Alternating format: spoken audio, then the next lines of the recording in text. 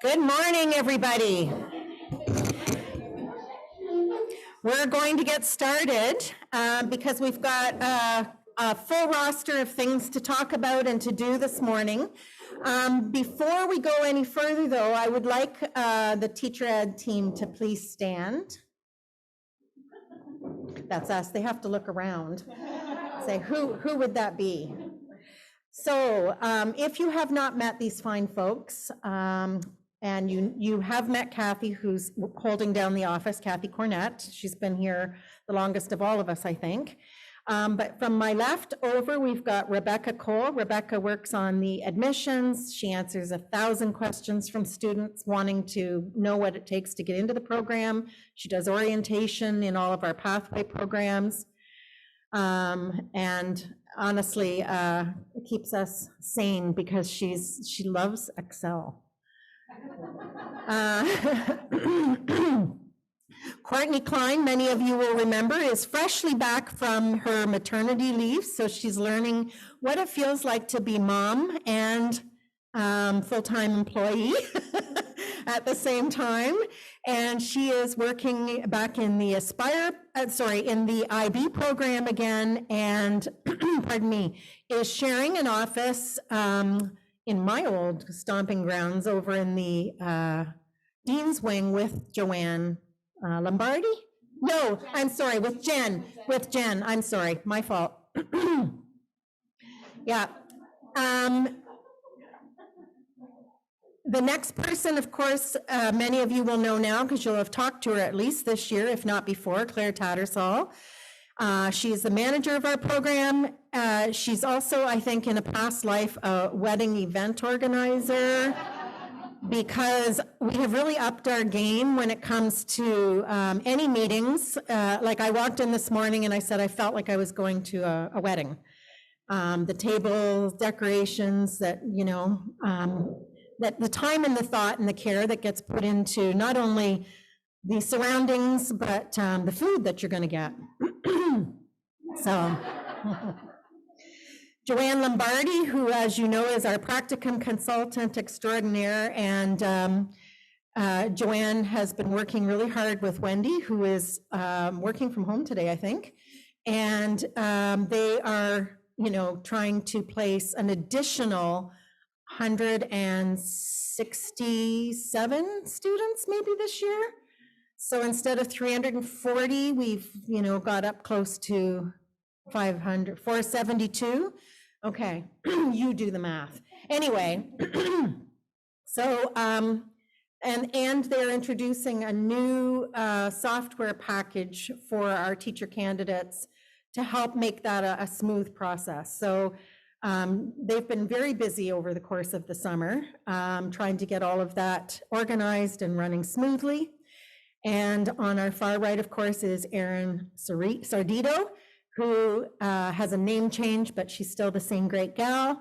And she's just kept all of us incredibly organized. I woke up this morning for the first time, you know the night before the school nightmare? It actually happened to me. This is my 41st year in education now. I woke up at 8:42 and thought we started at 9.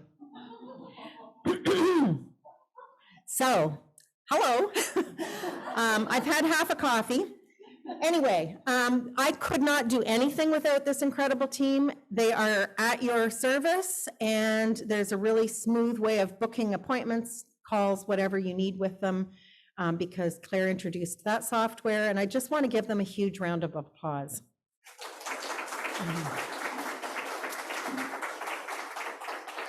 Okay, back to your positions, people. Next time.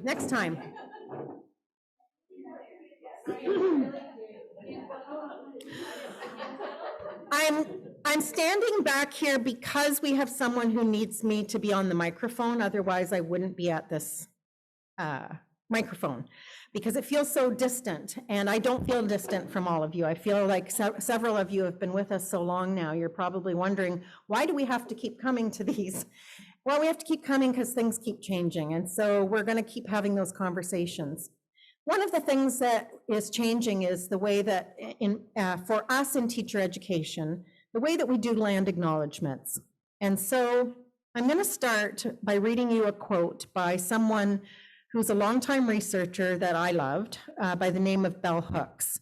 And Bell Hooks says, "I believe we can restore our hope in a world that transcends race by building communities where self-esteem comes not from feeling superior to any group, but from one's relationship to the land, to the people, to the place, wherever that may be." And I reread that recently, and I thought, how can we move into that place? I understand that acknowledging territory shows recognition of and respect for Indigenous peoples, of their presence both in the past and the present and the future. And as we meet in this faculty on stolen land, land that was once cared for by the Attawandaron peoples, the Haudenosaunee, and the Lenni Lenape people, I want us to move from simply acknowledging the land to talking about the actions that we're taking. As settlers, we have a responsibility to respond to the TRC calls for action. And as educators, we bear a significant part of that responsibility. Therefore, I welcome us to think about what we are doing now in our courses, in our communities, in our faculty to answer those calls.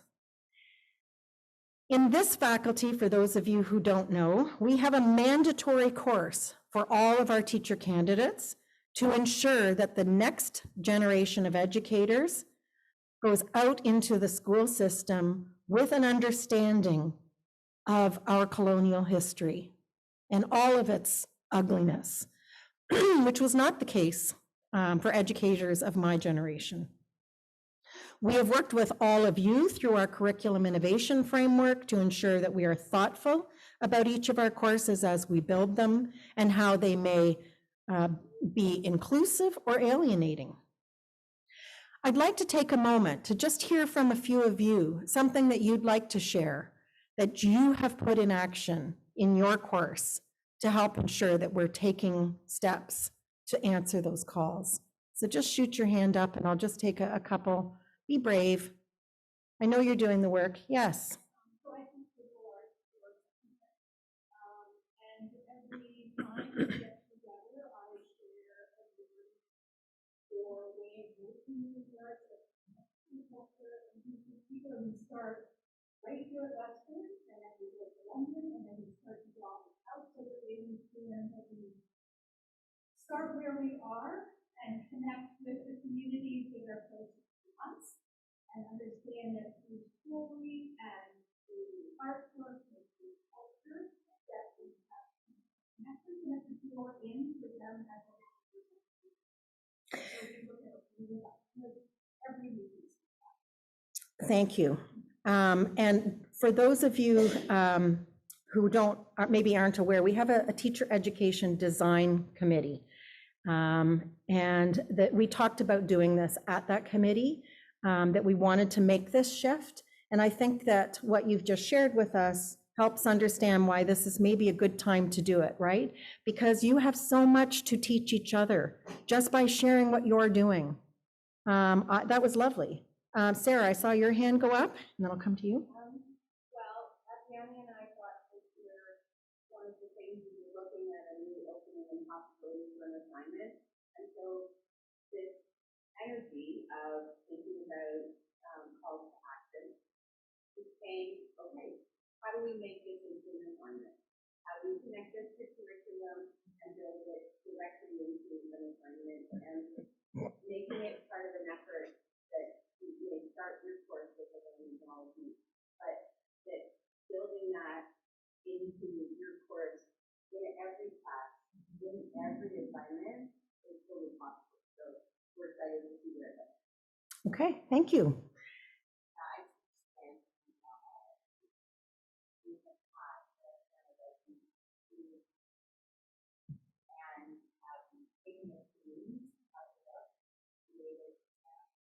Mm. So these are making that is narrated by the story of the ancestors, and this is the way that we do make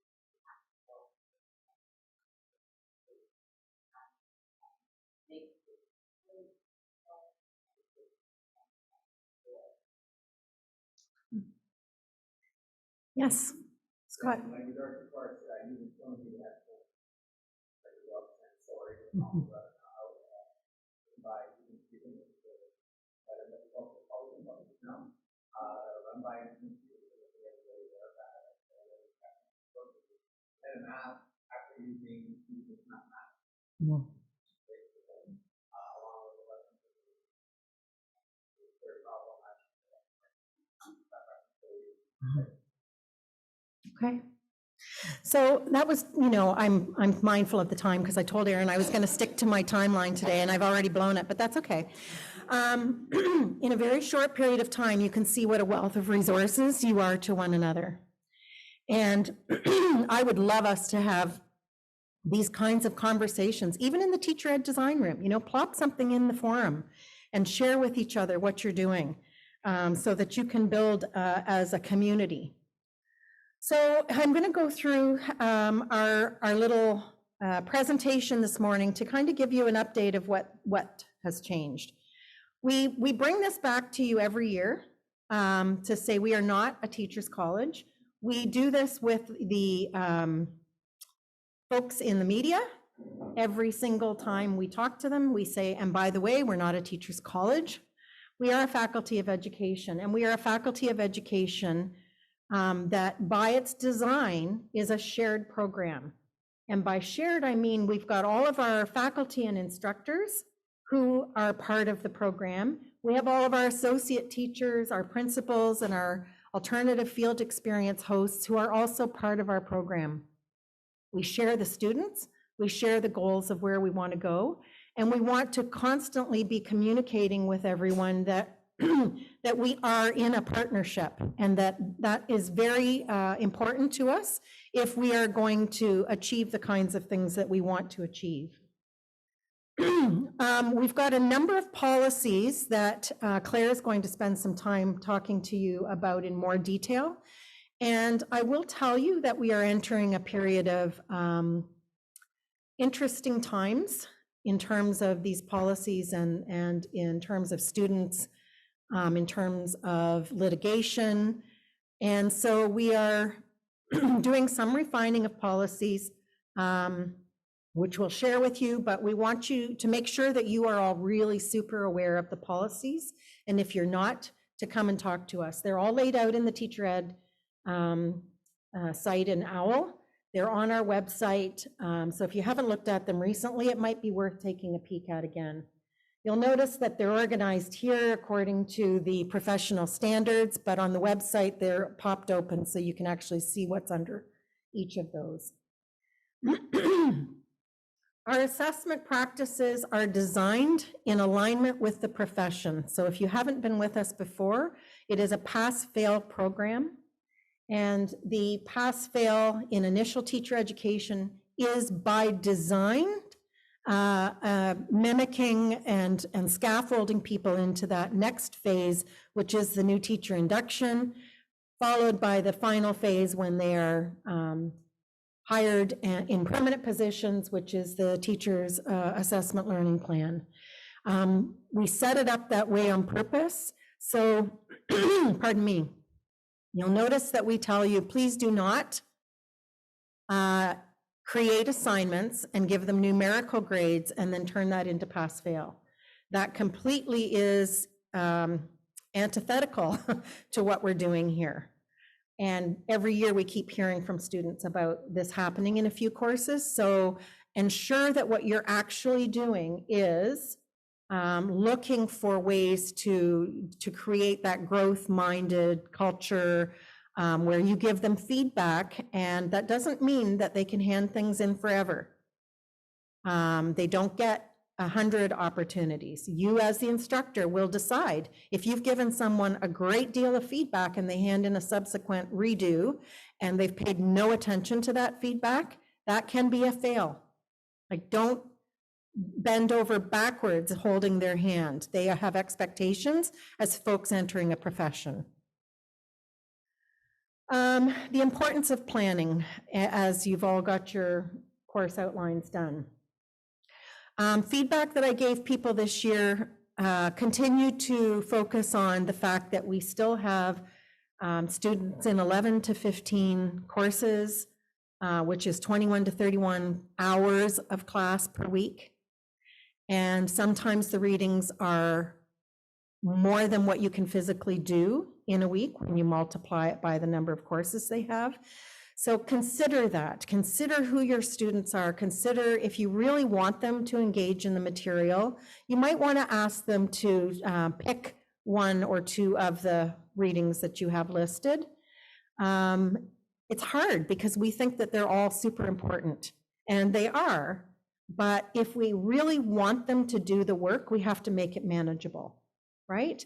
If there's something in those readings that is critically important, forward that in your class or spend time on it in class.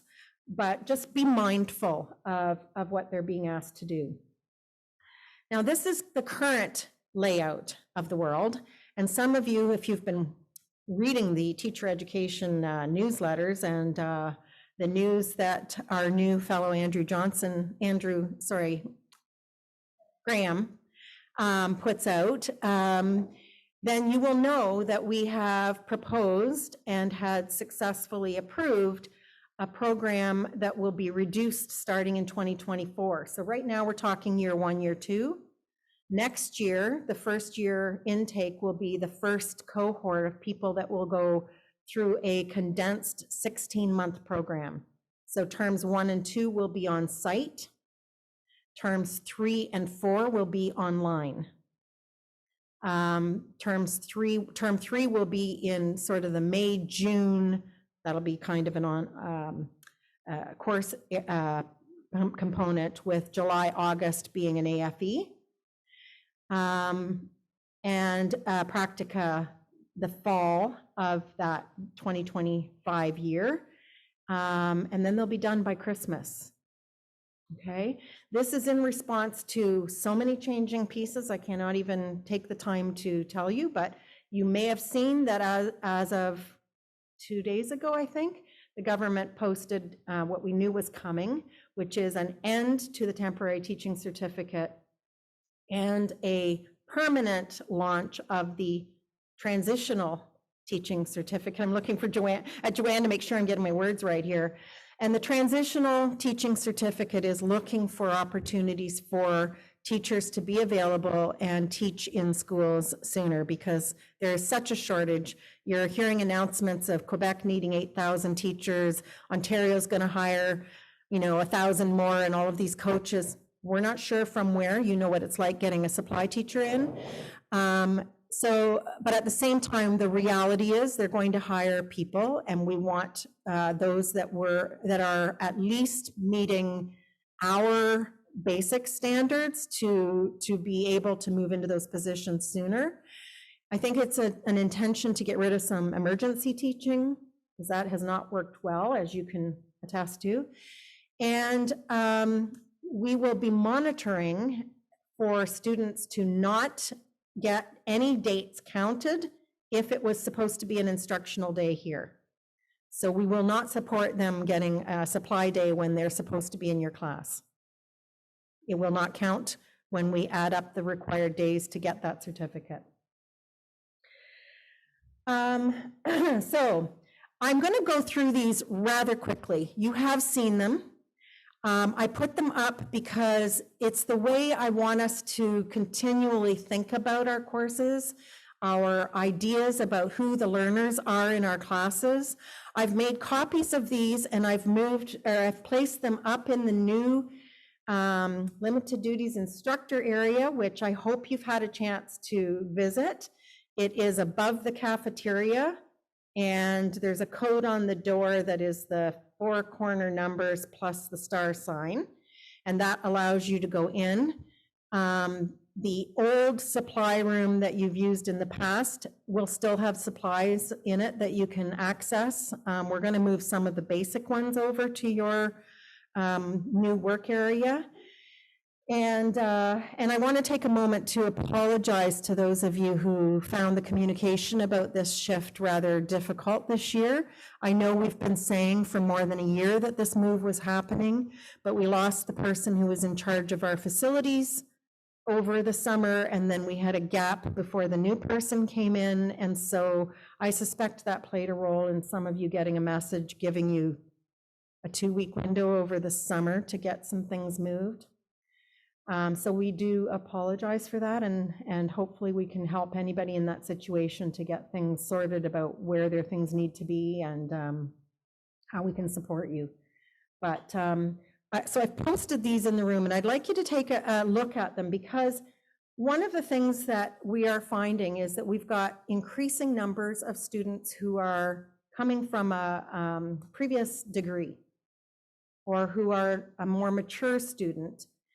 And sometimes the feedback that we get is that they're often, their background, histories, experiences, knowledges are not often brought into the course, that we think that we have one thing to offer. And of course, we know universal design for learning is that we, look at how to differentiate and how to meet the needs of everybody that's in there and how to help that scaffolding into professionalism. So really think about that as you start with this fresh new group of people.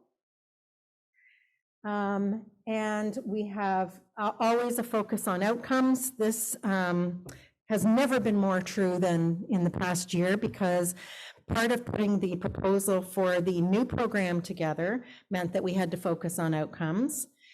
Part of the accreditation process that we are now embedded in means that we have to be focused on outcomes.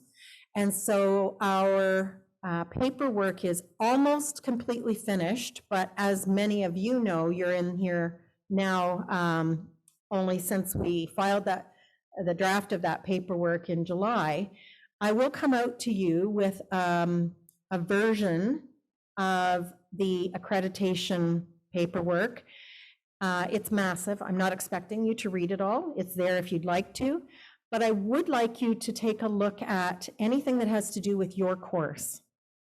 And I will ask specifics based on what our handbook in the accreditation asks us to look at for each courses. You could just take a look at your course, what they're expecting, what's in your course outline, and see where there's any gaps. And if there are gaps, we'll talk, okay? Or you can notify me.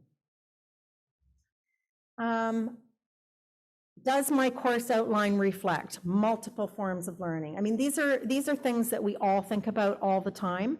But what I want you to know is the students have told us that the most successful instructors from their perspectives are the ones who not only model what they want them to do, but step out of that from time to time and say, here's how I got to this plan. To show them, make visible the planning that you did, so that they don't just think it's a natural, like you're just naturally good at this, right? This was a great idea. This was a great class. I wish I could do that. Well, help them see how you did it. And I think, when I first started teaching in-service programs here, I was a grad student and I had taught for like 18 years. And my first big lesson was, oh my gosh, I planned way more than they could possibly do. And you forget where they're starting. And you, after 18 years, and after fewer years than that, it's so second nature to you what you do when you're planning and how you think about it, that this is just a reminder to make that thinking and that planning visible, because that's what they need to see. That's what they need to understand how to do. Okay?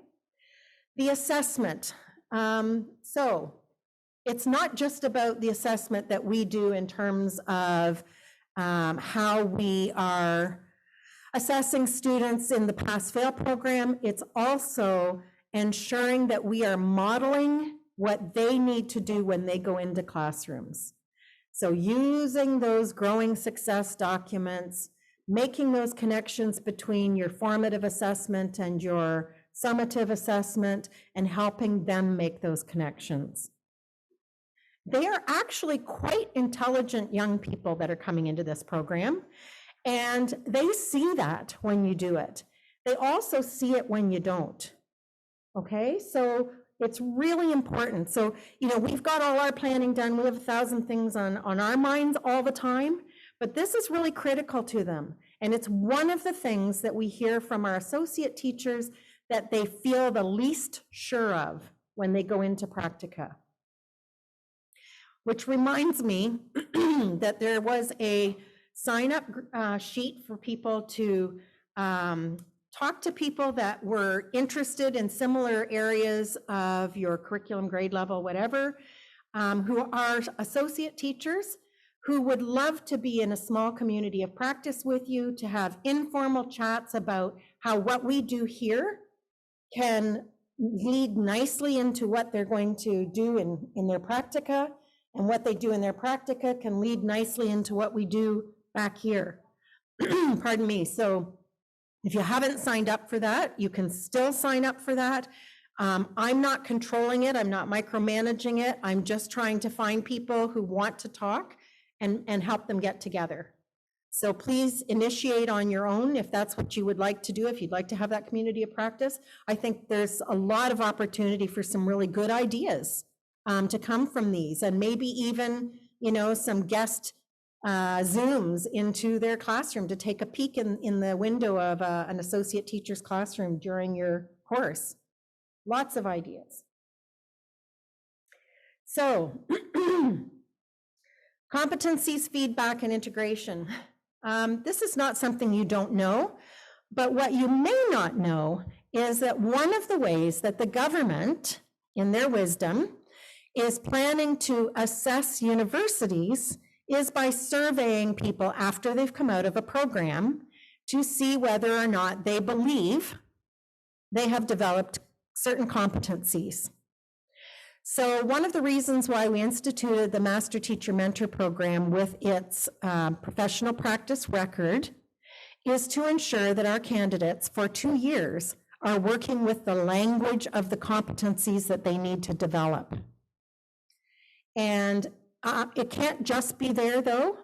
We need to be talking about these and making it explicit in the course levels, the assignments, the units.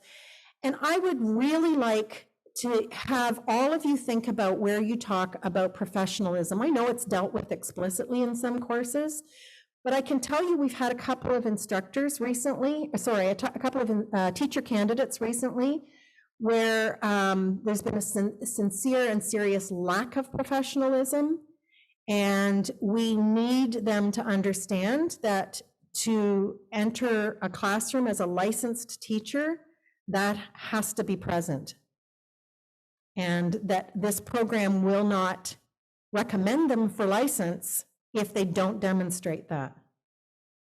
So it can't be just me saying that, okay? And I know many of you do, so. The feedback, ongoing, formative. We cannot give feedback to our teacher candidates only at the end of a term. You know that. It has happened in a couple of courses. It never goes well for us when that happens. So please, please, please make it ongoing. And then, of course, the integration, which we have looked at some really interesting ways to pull together, not just in the Master Teacher Mentor, but in this community of practice with associate teachers. We've had a lot of associate teacher meetings this past year to look for ways that we can better communicate and ways that they can be giving us feedback so that we can be building in our program and ensuring that we're making those changes to our program in an ongoing way. This is in your teacher ed LD instructor room upstairs. It's not a new slide, but it's just a reminder that we want to not just give praise and not just give criticism, critique for sure, but we want to look at these people as developing, right? They're in the process of becoming. So how our language in our feedback contributes to that is really important. So that's just a reminder. Okay. I have included these two screens. I'm not going to ask you to memorize them. They're also up in your room.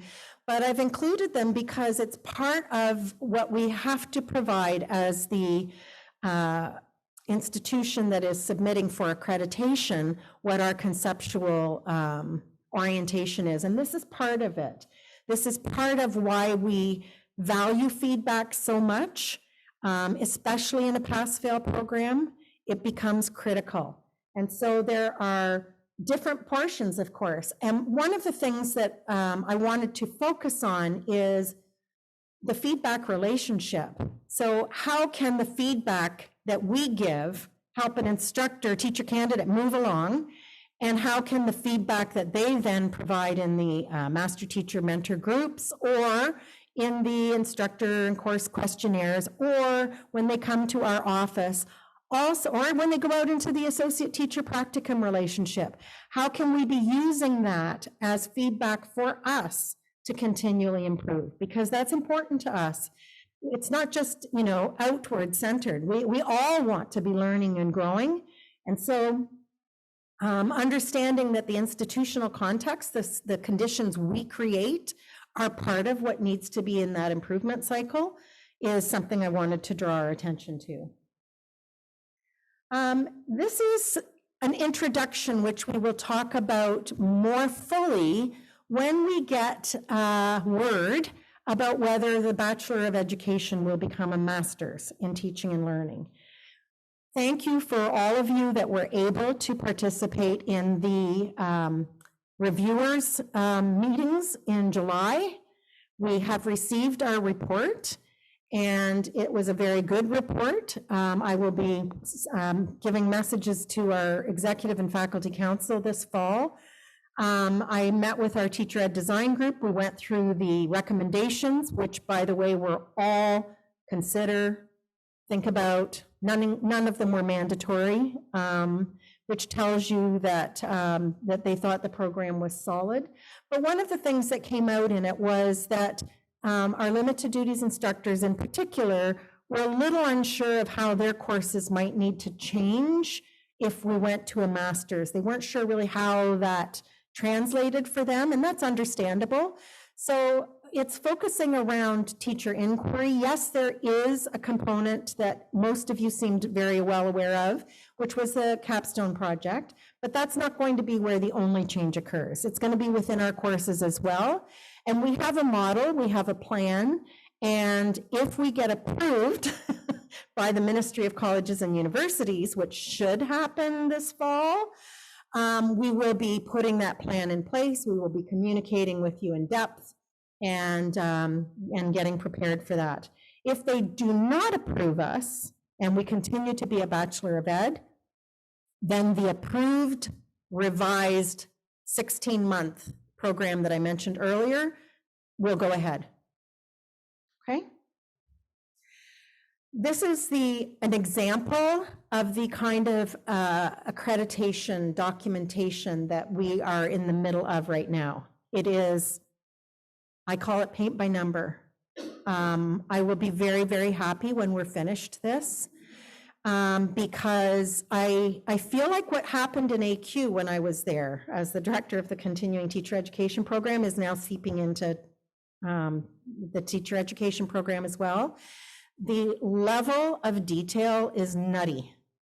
I've created shared documents. People have been putting in their course details, etc. But we have to go through it in this kind of detail to make sure that what is in their documents is in our documents. So when I send out that little call, this is me begging, if you would just look at your course or courses and look for the things that are missing and highlight them and send them back. If that's all you have time for, that would be helpful. Okay, because we have to look at each course like this. And the connected curriculum is one of the models that we are moving toward as we start in next year's plan. The connected curriculum, this actually came out of the Institute of Education in the UK in London. And it aligns beautifully with the university's strategic plan and our faculty's strategic plan in terms of trying to have our teacher candidates, not just our grad students, but our teacher candidates more engaged in opportunities for scholarship, research, participation, thinking through inquiry, those kinds of things. So this is going to feature into our planning for next year. So this is a glimpse. Relax, it's not this year. But I like people to have as much lead time as possible so they can start thinking as you're teaching this year, how might you change it next year knowing that this is going to be something we're paying attention to? Okay. What in our mentor groups, I'm going to be talking to the mentors as well. And this comes back to that point that I made where I said, how can that feedback be coming from all of these different places and also coming back to us? So this is one of the pieces that that I'm going to be actively working on this year. How might they feed this forward to instructors to identify for us what kind of feedback is really helpful? I have participated with Javid Sakara. Some of you may remember he came and spoke to us a few years ago on research that they did across professions on this issue of feedback. And they interviewed doctors, musicians, teachers, I can't remember all of the professions. And their paper is, I believe it's in press, but I got to see a glimpse of the conclusions. And the conclusions were by far, we do this the best. And we do it explicitly. I'm going to share that with you when I get that article because I think it's important that we highlight that we recognize how important it is, and we continue to grow our abilities to do it well. Lots of tools. This is a reminder, this is in Teacher Ed Central. You know AI is massive, it's growing, it's going to change the way that we do things, but it's also going to help us. So I would caution any of you who plan to use AI as a method of feedback that if you are using it as a tool, perfectly fine, but be really mindful of, personalizing. We've had people already who have sent out messages that say, fill in name here. So this is going to be a growth period for all of us. You've seen this. Curriculum Innovation Framework. Is there anybody here that does not know what that is? I want to be mindful of somebody that might be brand new. I posted it also, again, up in that room because I want those questions really resonated with me, right? Innovation is not about bells and whistles. It's about what are we doing that is first ensuring that we are meeting the needs of those who are most vulnerable, have historically or continue to be marginalized in our classes. A reminder of the experiential learning. These are the signature types according to Western of what counts for experiential learning. You have these in your courses. We have to create a report at some point about what experiential learning we do in our classes. Every year we have to produce that report. Erin can help you understand, if you don't know already, how to tag the things that you do in your course that are experiential learning so that we can generate that report and not have to come back to you. We can just go into the software, pull it up, but make sure that you recognize so many of the things that you are doing that count as experiential learning. Okay? Another note on assessment that we are not only for, of, and as, but we're also as scholarship. That means we're promoting our teacher education, our teacher scholarship, our teacher candidate scholarship, that we are promoting assessment activities that are public. I've heard and seen, I get to review all of your course outlines. I just want to go back to school myself. The kinds of things people are doing in this faculty can make me actually quite teary. I am so grateful for the work that you put in and the incredible activities that you are creating for our teacher candidates. I can't thank you enough. I can see the passion, the dedication, whether you've been here for 2 years or 20 years, and some of you have been. So that is amazing, and I just really want to honor that.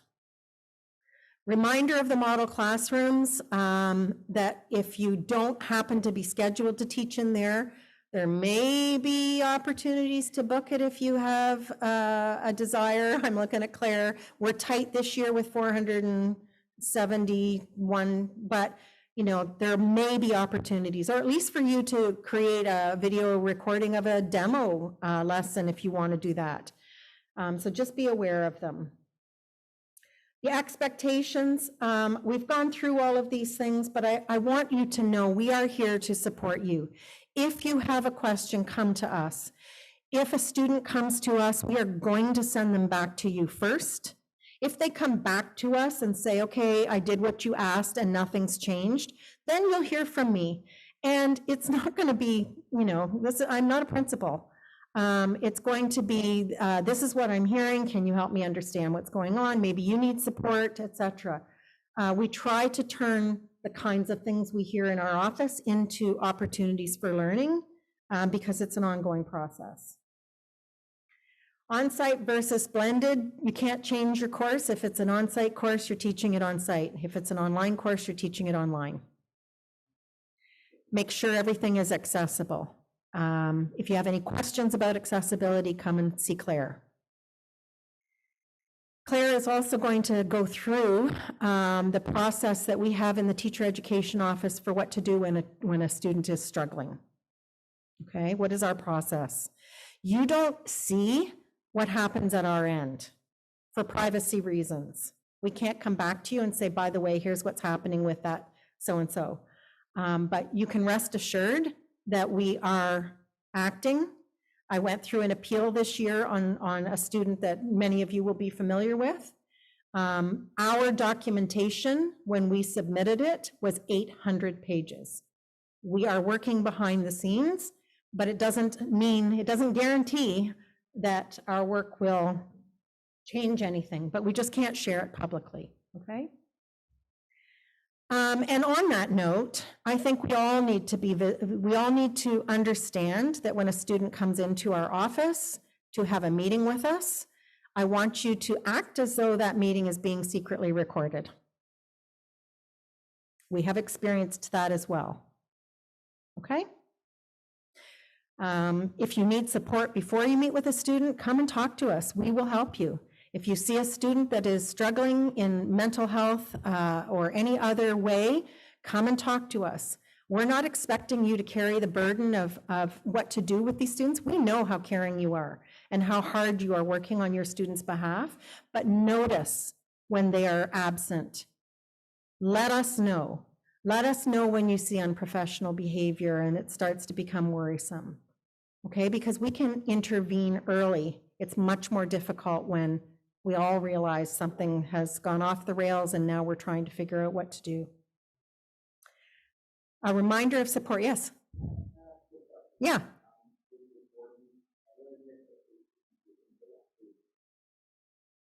Mm-hmm. Yeah. So it's interesting, Ken. It's not illegal for students to record. In this case that I'm referring to, we had explicitly asked them not to record, and we were recorded anyway. If it's illegal to record other students without their knowledge, it's illegal to record it and publish it somewhere publicly, right, without candidates' knowledge.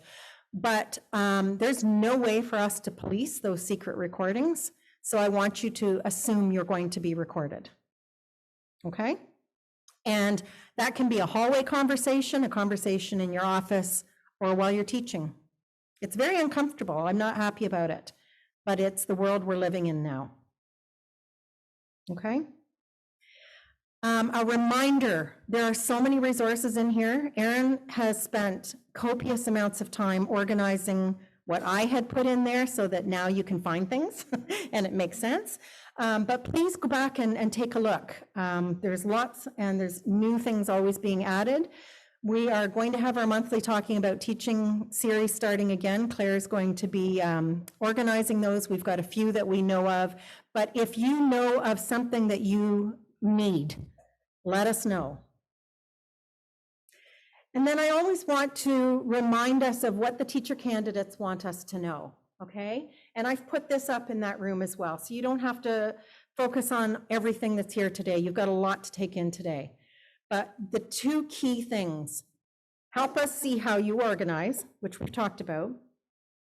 The other thing, they want more role play. They want opportunities to say, like, am I doing this right? I need to develop confidence before I go into my practica. So I found that very interesting. And I'm just sharing all of these things. They bring diverse knowledge and expertise. How are we making use of that? Okay. And the last thing, which I've also posted up in your room, is the contact information for all of us who are here to support you and your success. Erin, I'm done. So I am never as short as I intend to be, but there's a lot that we've got going on here. A lot of change, a lot of interesting stuff. I'm stopping. You keep coming. Get your setup. And we just really want to thank you for everything that you do. We could not do this without you. Yeah. To say something before I do. Yeah. I have the unique opportunity. I don't know what you're teaching. I'm not going to read all your syllabi and other things. But I do have the unique opportunity to hear that because I've said this to Kathy and others so many times. And like Kathy, sometimes I even get a bit curious because associate teachers and school administrators recognize me either verbally or in the reports that they write the amazing program we offer.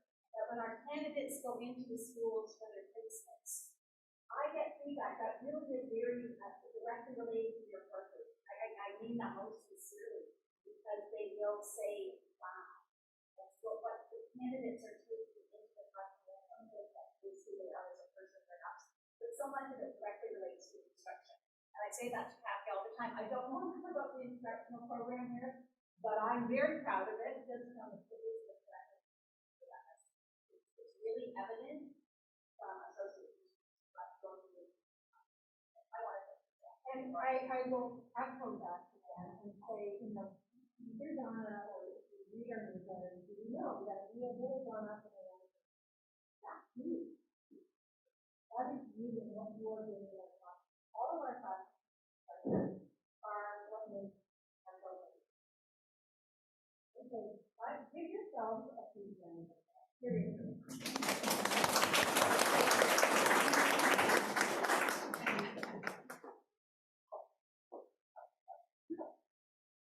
Okay. Look at you. You don't have to. Yeah, you can go. I'm going to go back to meditation. When I come back in here from time to time for a break, it's great to see you all and come back to lunch. She'll be back for lunch. Okay, thank you, Kathy. Hi, folks. So I'm here to chat with you a little bit, just kind of to help you understand where you should be at this point, getting ready for classes, year one starting next week, which is super exciting. So I just have a little bit to go over, so I won't take too long. Again, you've heard from me 100% through email, so I'm Erin Sardito, so nice to meet some of you in person and nice to see folks again. Welcome back. So this is just kind of where you should be at. So just a little bit of an instructor check-in in case you're not sure. So at this point, hopefully you've signed your contract, and that means that you're here. So congratulations and welcome. And then what I really need, and I hope I've communicated this through my emails, is that I do need your UWO credentials before I can give you full access to the many resources that are available to you as an instructor. So that basically is just your UWO email. So I know a lot of you may have applied or been hired on with a Gmail, Hotmail, TDSB, lots of different kinds of accounts. Once you do get that UWO email, please send that to me, and then I can make sure that you do have the access that you need. So that would be great. And then I'll show you some of the things that you will get access to. And if you already have access to them, hopefully you've taken a look, but if not, I'll give you a little bit of a visual. So the first thing is the Teacher Education Central OWL site. So Kathy alluded to that quite a bit. So I will just show you what that looks like. There's our lovely playlist from this morning. So this is what my OWL looks like. So this is my account. So you'll see some of the different headings that I have on my dashboard. But then you'll see here the Teacher Education Central OWL site. So this is basically where if you have any questions about your role, about deadlines, about expectations, about communications from our office, this should be where you go first. And then if you find that it's not linked or shared here, then you can come to Claire or myself to have it shared on here or to get access to it from us. If you don't have the site right on your dashboard, you just go over to the Sites button. And then when you click that, it will be under projects because it's a project site, not a course site like what you share with your students. So then you just go to it and then you would just click the little star. So if it's starred, then it will go onto your dashboard and it will be there every time you log in. So you don't have to look for it every time. But if it's not there the first time, that's just kind of the first step that you can take. So this is Teacher Education Central. There's a little bit of an overview here. I do post announcements. So if you ever, they do get directly sent to your UWO email, but if you ever miss one, they are archived. So you can go back, even if you've been recently hired, you can go back and see what the announcements have been since, last year, if you're really interested to go back that far. But the announcements are here. We do have a calendar and an events page. So make sure that you're checking that. I do highlight upcoming events in the newsletter. So things that are coming up in the next month or two, you'll see important dates there. But if you ever want to just kind of see what's coming up that Kathy or Claire has shared with me or that I've come across that I feel would be helpful or relevant for instructors, it will be here. So you can just go, yesterday we had a French kickoff event, so props to Roseanne for running that. I heard it went really well. And then we've got our welcome day today. Media Literacy Week is happening in October, so if that's something you're interested in, information there. And if there's other conferences or things that you're interested in or that you're doing as an instructor that you would like to share with colleagues, feel free to send those events my way, and I'm happy to post them on this page as well. So that's just something for you to know. And then there is a forums here. I don't manage this, it just exists. So like Kathy was mentioning this morning, if somebody wanted to create a forum discussion about how you're incorporating truth and reconciliation into your courses, this would be a great place to have some of that discussion. Or if you're looking to ask questions about your courses or about the instructor role, this would be a great place to kind of connect with other instructors as well. Like I said, our office doesn't manage it. It's just a tool that's there for you to connect with each other if you wish to use it. Instructor resources, this is what Kathy was mentioning when I took all of her wonderful links and resources and I tried to organize them. So again, if there's any resources that you use religiously every year or things that you think other instructors would like to know about, feel free to send them to me. We come across things in our vast network of the education field, but if there's something you're using that you think other instructors would want to know about, feel free to send it to me. And I can add it. So there's lots of different things here. We have policies, what Kathy was mentioning on AI, we have sections there. We have information about our program. The Student of Concern report is here. So if you do have students in your course that you're concerned about academically, mental health, for a variety of reasons, we do have a form that you can fill out that comes directly to Claire. And then we will follow up with the instructor and the student accordingly. This is something that we send out before the end of term one for year one students to make sure that students are progressing successfully before we send them on practicum.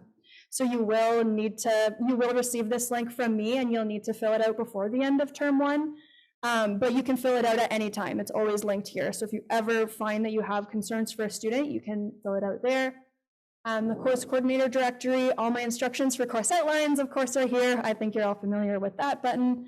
And then there's lots of other things here, EDI resources, so feel free to go through and just become really familiar with what's on this site. And feel free to share feedback with me, I'm open to editing it.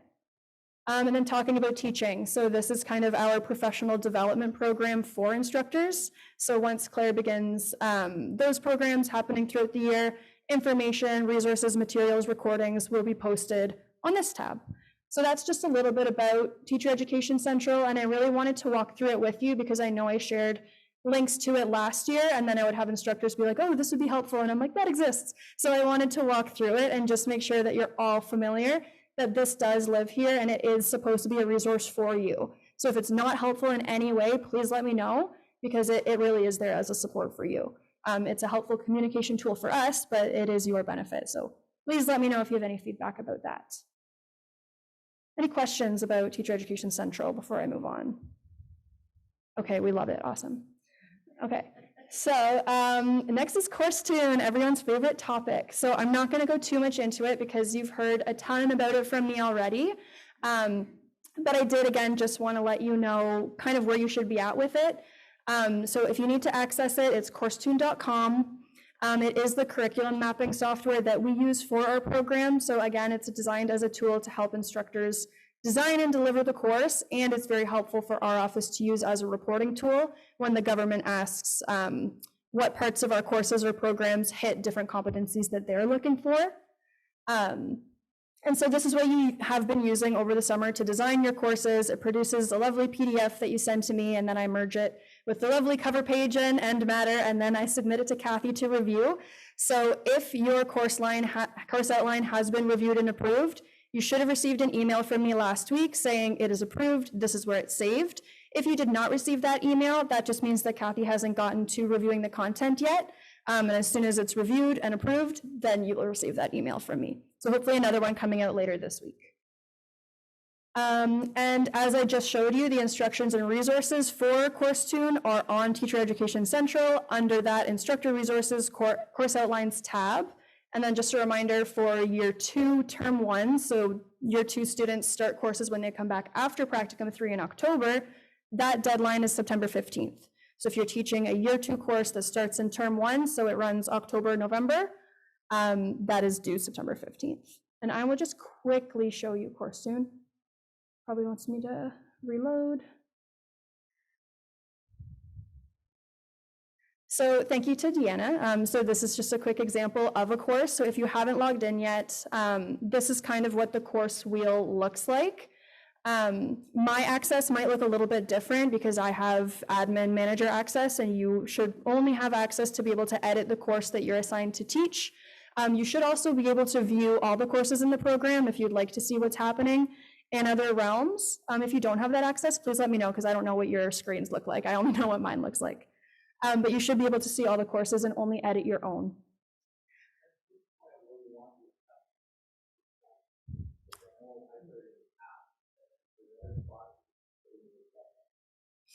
So assessments should be in the learning activities section.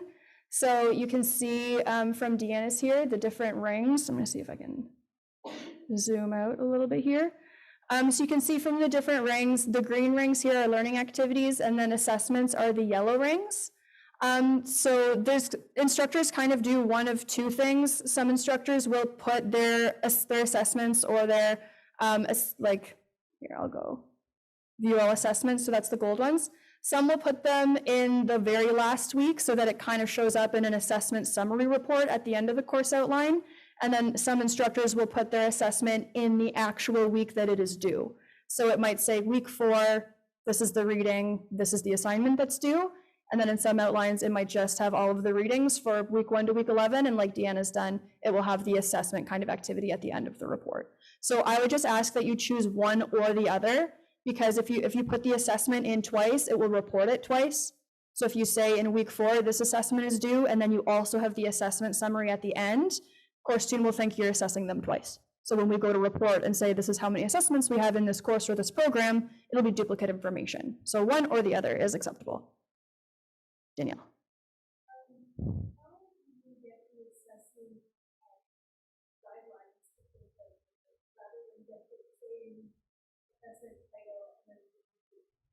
If I wanted to include a little description or Yes. assessment criteria. Yep, so when you go to reports and you produce the syllabus report, there's activity description. So as long as that box is checked, it should give you the description of the activities. So you've got type, name, and description. So if that's not coming out with your activities, try seeing if that activity description box is checked. Okay, so that's just a quick look at CourseTune, and I just wanted to cover one other thing that was kind of a trend among some instructors, is with the learning activities.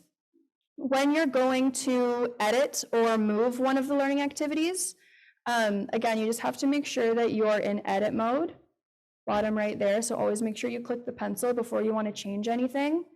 And then when you have either a learning activity or an assessment highlighted, you click on it, the pencil will appear here as well.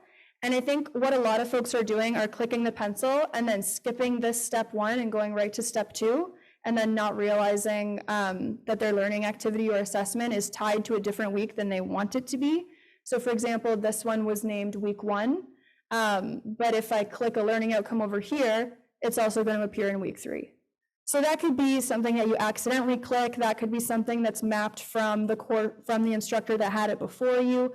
So just make sure, because this is something that I've supported a few instructors with, is just making sure that the learning outcomes that you want tied, or where you want that assessment to show up in the report, that is where the learning outcomes are tied. Questions about that, Penny? So even after I got in questions, when I was editing, that probably starting directly with people when you're in it, fix it, there's probably one little thing that I wasn't seeing, Yeah. and everything worked out. So it's a really good tool. Yeah, absolutely. Thank you. And so thank you for pointing that out. So there is a help button in the bottom left. So you can always click it. It is a real person. Their turnaround time is usually a couple minutes. They're really quick. So if there is something and you feel like CourseTune is glitching, or there's an issue with, how do I add an activity, or how do I edit something, the CourseTune rep can help you immediately. If it's something that's more program related, you might need to reach out to me for a little bit more context. Any other quick course? If you have a course-specific question about your course, maybe save that for another time. But if there's any generic questions, I'm happy to go over some things. Roseanne?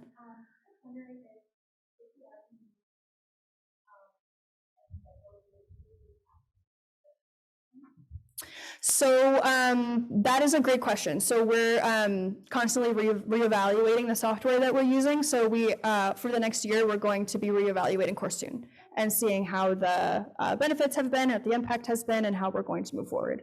But if there are any changes, we will absolutely communicate that. Assad? Yes. So yeah, I did not teach you tags because I wanted you to focus on your outlines, and the tags are not relevant to outlines. So I just wanted you to get kind of the beginner steps in first. I will come up with some videos and some support for how to do the tags.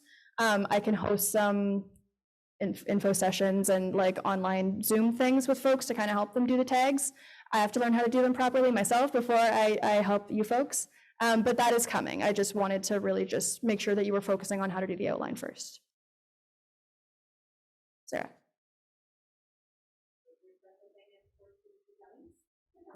And where do I sign up? Yes.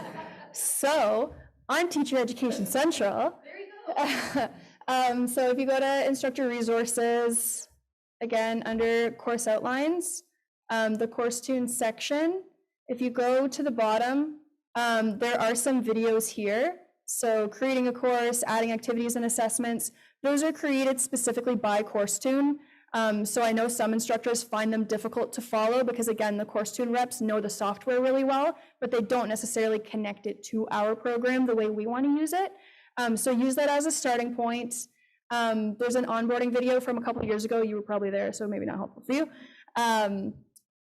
But there are some quick tips there. I've also had a couple of summer students work on creating videos to go with the PowerPoint editing functions that I shared. So how to edit your course description, how to add an assessment or learning activity. So those I'll be posting and sharing here as well. But yeah, if it's not there, then it's just me. So you can email me for help.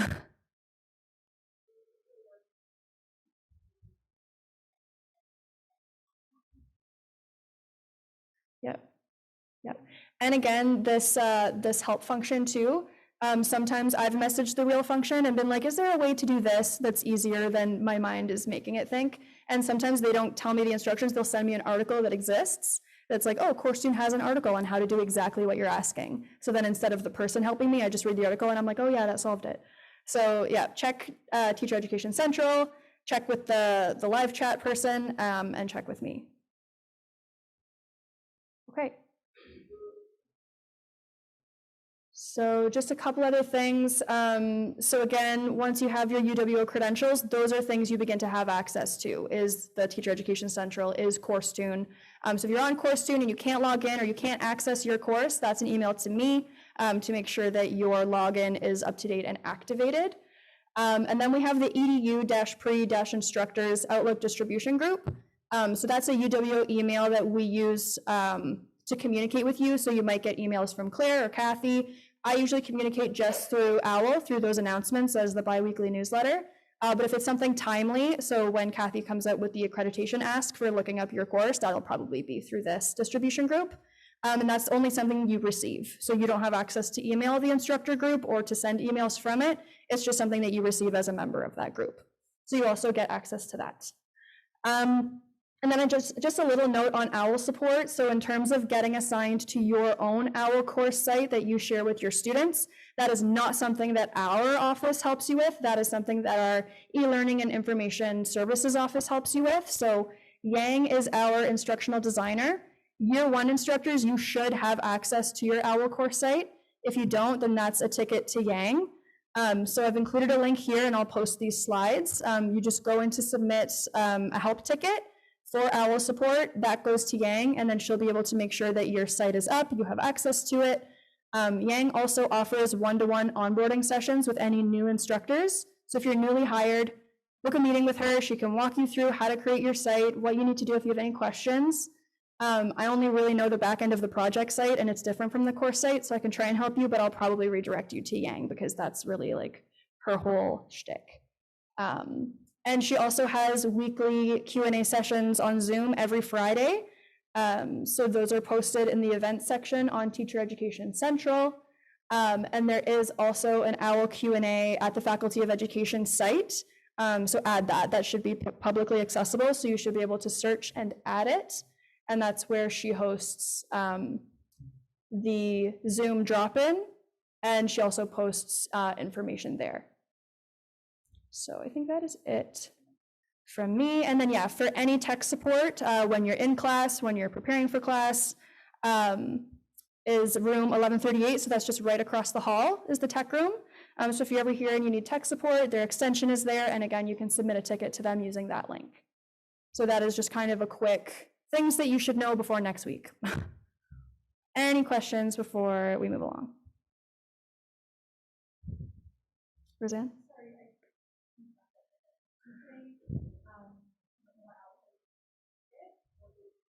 Yeah. Yes. So the ticket will go to Yang. Yeah. Yeah. So if you submit a ticket for OWL support, they all go directly to Yang. And even if you email, she'll probably say, "Can you submit a ticket?" So that that's how they record their tracking. Yeah. So that's for year 1. So year 1 courses should be up. Year 2 courses you'll have access to closer to that term starting. Okay. I'm going to pass it off to Claire now.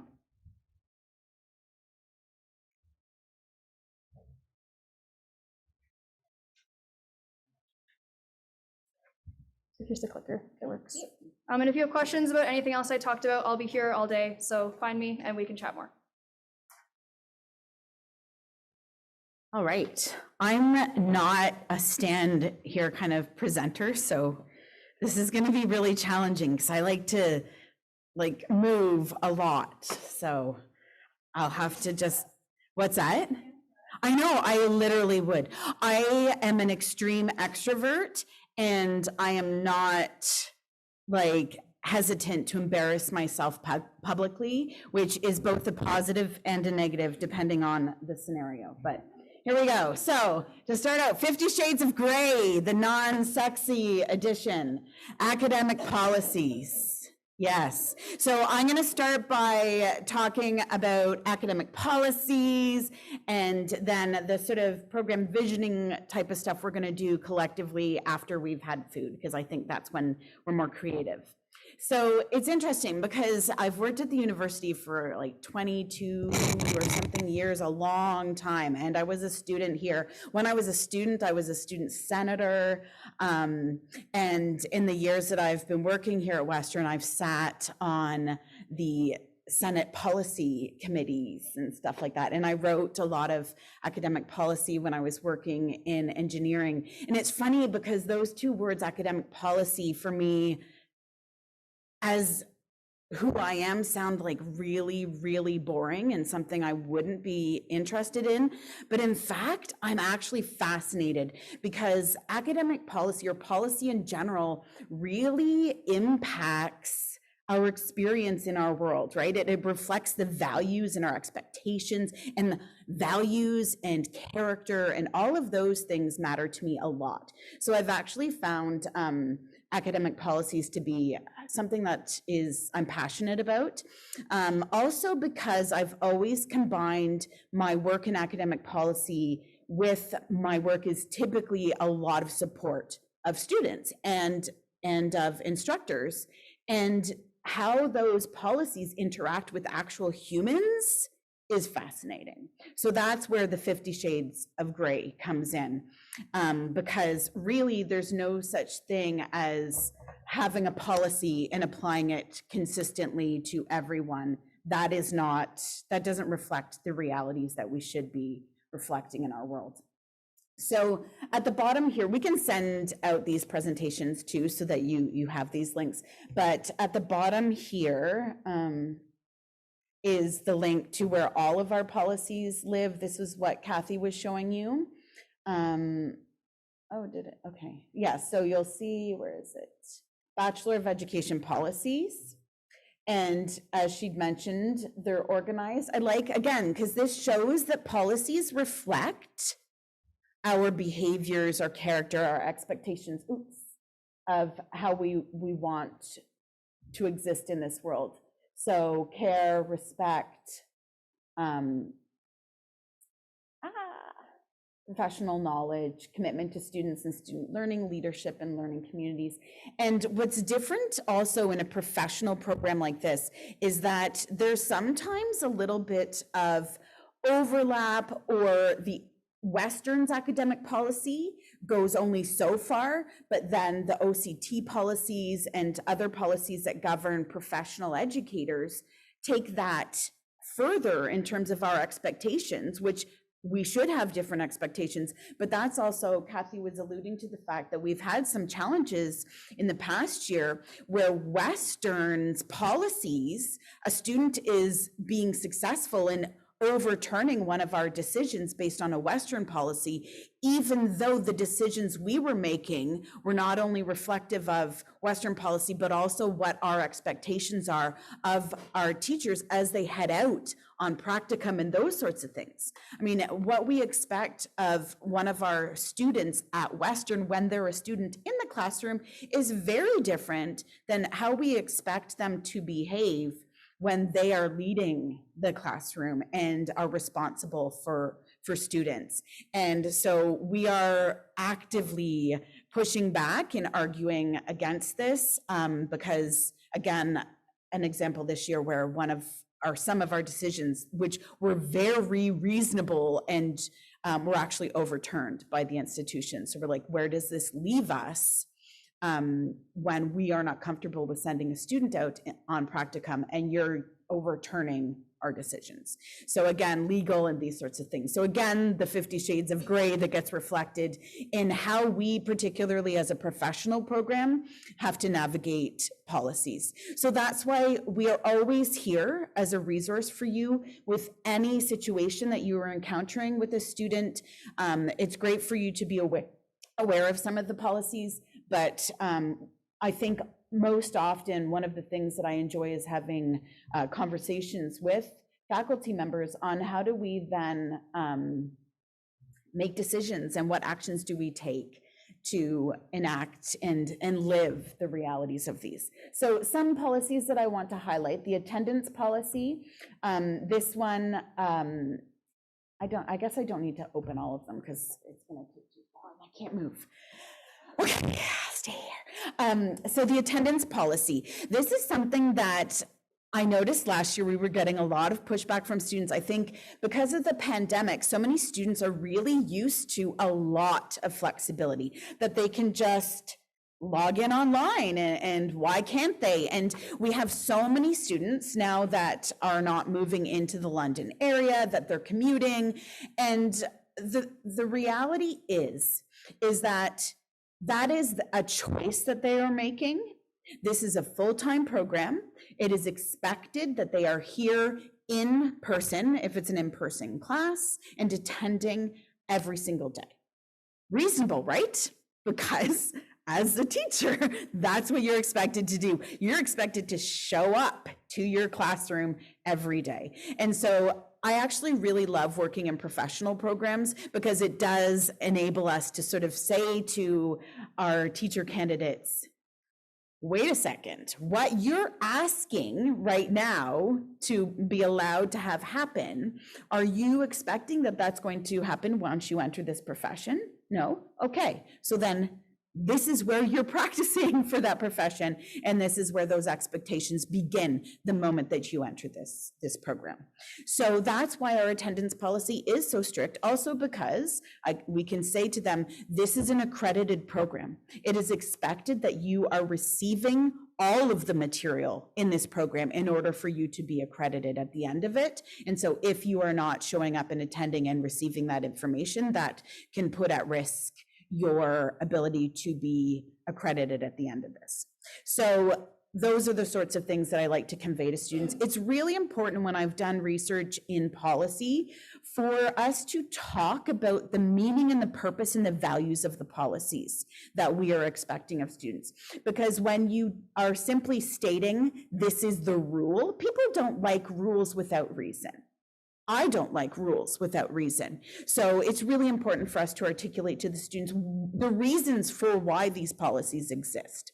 So the attendance policy, it's strict. Here's the reasons why it's strict: because this is the profession that you're entering. These are the expectations of this profession. And as an accredited professional, you need to be receiving that material. Again, back to the 50 Shades of Gray. This does not mean that there aren't circumstances in which it seems perfectly reasonable to enable a student to, or give permission to a student for them to miss a day of class. So obviously illness, if a student, there's been a few emails that have been coming through this week, which again, that to me is a good sign when students ask well in advance, if they have a wedding coming up, and you know, those sorts of things that are life events that we want them to participate in. It's perfectly reasonable. It's absolutely fine for us to say, yes, that sounds reasonable. Especially when they're asking in advance. Because again, does that reflect what would be expected in the profession as well? And yes. So duty to accommodate. Oh, yes, sorry, yes. I'm not for sure. I know it's been a lot around attending the platform. Is there anything about latency? The reason I ask is I have a lot of research. Yes. So you have the glass problem. Those students are always checking. Oh, yes. Yes. Yeah, yeah.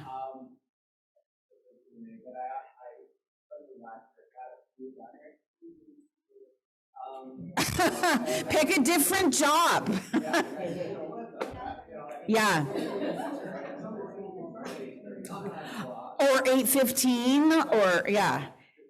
And talk to a teenager about showing up for school at 8:15. I mean, I don't think there is actually about late. I'll have to look at it. It's a great policy, and the other thing to mention, please go and read these ones especially, because there is wording in there that's, I think, is really good. But please send to me if you have suggested wording, if you have things that we can be changing, we can do those things. So let me know, because I want our policies to reflect your lived experience and to encompass those things. The other thing too that I think is important is that these policies, the more comprehensive and specific and sort of, the word harsh is coming to mind, but that's not really the word I mean, but strict, the better. Again, go back to the 50 Shades of Grey. It's nice to have those things to back us up when we need them. But a lot of the time, at the same time, we can be abundantly flexible. We can be adaptable. We can listen to the individual student circumstances and make reasonable decisions on their specific circumstances. But it's also nice when there are students where you're feeling like this is not acceptable, or this is being taken, they are taking advantage of things, that we have these to look at, point to and say, this is the written expectation. Yeah.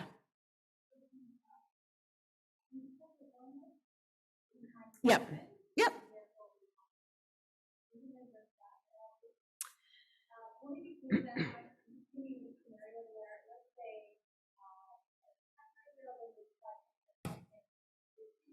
Mm-hmm.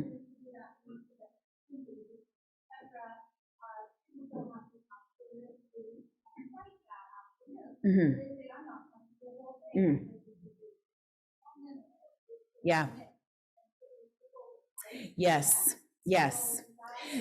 So that's not in there. But again, if you have suggestions, let me know. And this is something that I think really, we're also in a different landscape post the COVID remote, because it used to be previously that with every course being in person, that if an instructor was sick, it was just, the class was canceled, right? But now we do have situations where, which is wonderful that we have that option, that an instructor could still engage, even run a class synchronously online, just because they don't want to expose people, but maybe they're feeling well enough to deliver the course.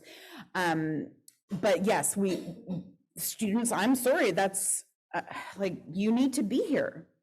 You can't just opt out of part of the day. Even with the buses running late, to me, that's something that, would you show up late for your class, right? That, you know, it's one thing if it happens one time, but if that's something that that individual is noticing might be happening, they need to plan for a backup for getting there, because they can't do that once they're in a classroom. Yeah, Deanna?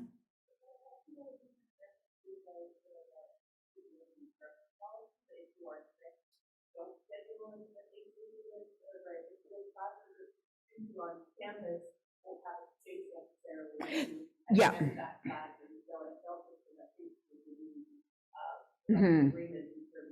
Okay, so maybe being asynchronous, like still having materials or whatever. Yeah. Yeah. Yeah. Yeah. I know that the university policy is, you know, if you close and it's not everything. Mm-hmm. Yes. So yes. Yeah. Mm-hmm. Yes. Yes. Yeah. And we were seeing that last year, right? Where there's also this over dramatization of weather that's a phenomenon. And like everything is like a threat, a warning, severe with potential for damage. And, you know, so I think people are thinking that, oh, everything's going to be shut down. But if the university isn't shut down, we are expected to be here. And so we need to be modeling what we're expecting of our students too. So that's where it's like, I'm pointing you to the written policies. However, we need to come to sort of agreement and understanding, one, on how we behave collectively as a community, but also how we address the individual and specific needs of people. Like not only students, but also different instructors have different needs. So it's delicate navigating all of these things. Duty to accommodate. So this is one also where we have the duty to accommodate protected, like students with disabilities, up to the point of undue hardship. And the point of undue hardship is basically financial ruin. So at no point are we at the point really of undue hardship in terms of expectations around duty to accommodate. So it becomes something that can be complex. So a lot of the time it requires us to be creative in how do we understand and support individual student needs, but we do have resources with the accessibility services at Western. So if you have a student where they have expectations around accommodations, so some of that is stuff that they should be supported already and registered with accessibility services, and they should have specific expectations around what their needs are from accessible education. One of the things I find in this faculty, because we do not have exams, is that most of the time, what the Accessible Learning Office does is indicate private space for exams, extra time for exams, right? That's like 99% of the accessible accommodations that I was seeing were those two, and then flexibility around deadlines.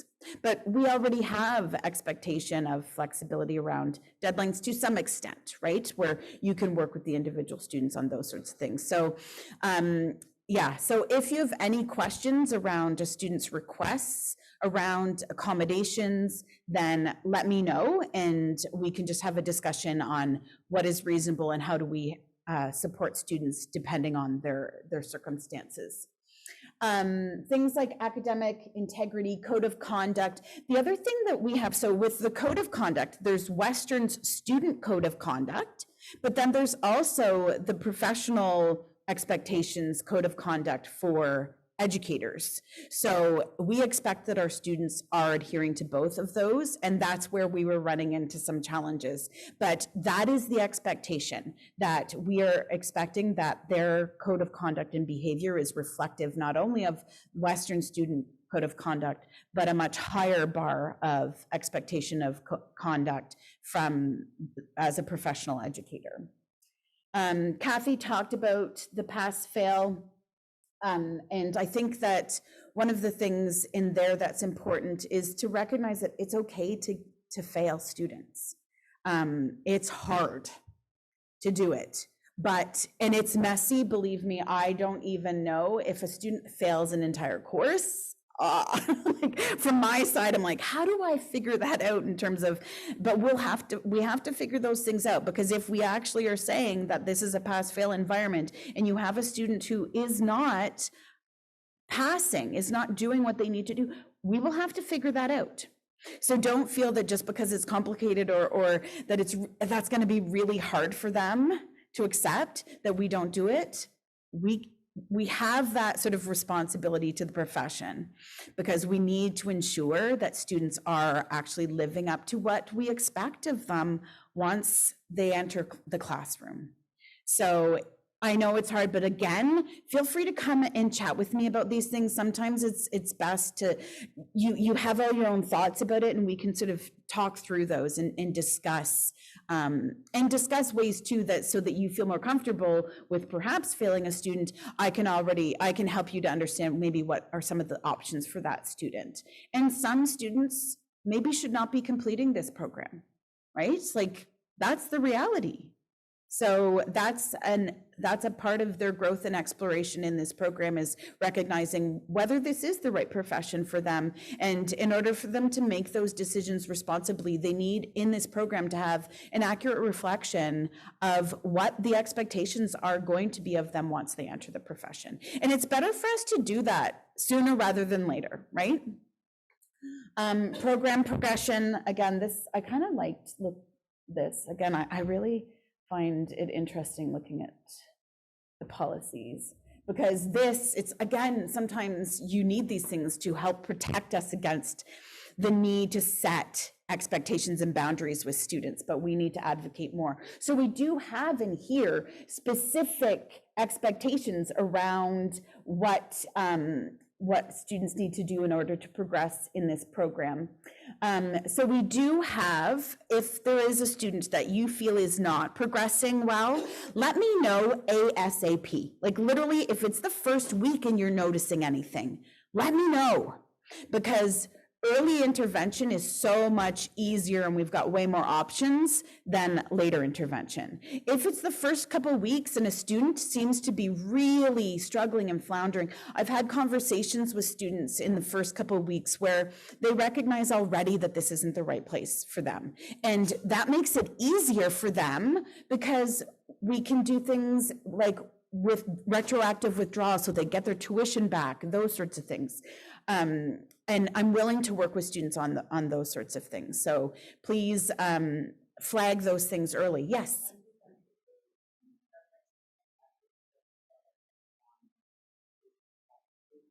No, you won't be notified. No. No, the only time that sometimes we reach out to other instructors to see, just to check on how a student might be doing if we've heard concerns elsewhere. But yeah, we have to be careful on those things too. Yeah. Yeah, Norma?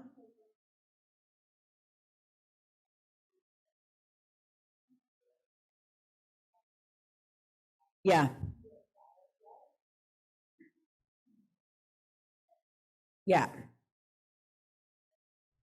It's really helpful for us to be able to connect those dots, right? So again, it doesn't need to be something significant. Even if you're noticing a behavior change, like if a student's looking really just not themselves, if their energy's bad, if their mood seems low, like those sorts of things, I often will just send an email to a student just saying, I just wanted to check in, how are you doing?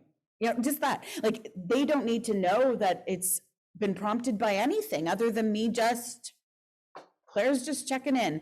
And often that opens up dialogue with that student where they're like, actually, you know, maybe they've had a bad breakup or other things like that, that isn't going to necessarily come up in your class, but then I can ensure that we get them back on track and they get the support or mental health support or those sorts of things. So never hesitate to let me know. Erin showed you the form, but you can also just send an email my way. That's great too. Yeah, so if a student isn't progressing properly, we put them on what's called conditional status. And we put conditions that are tailored specifically to that individual student. So those conditions may include things like, and we usually do it in consultation with the student, because I really find it's important when you're navigating challenges that an individual is encountering, that they help to create the solutions for how to address those challenges. So those things aren't just about their academic performance, it's also things relating to connecting with physicians, connecting with other specific supports on campus or off campus, additional training that we feel that they should be engaging in. So those are the sorts of things that we will tailor to their specific situation. It's not just a form letter that you're now on academic probation. This is specific. Here's the conditions for you to progress in this program. And we need to, I'll do check-in appointments with those students to make sure that they're actually adhering to the conditions as they've been laid out. And if they're not, why not? What's happening? Do we need to revise this? And yeah.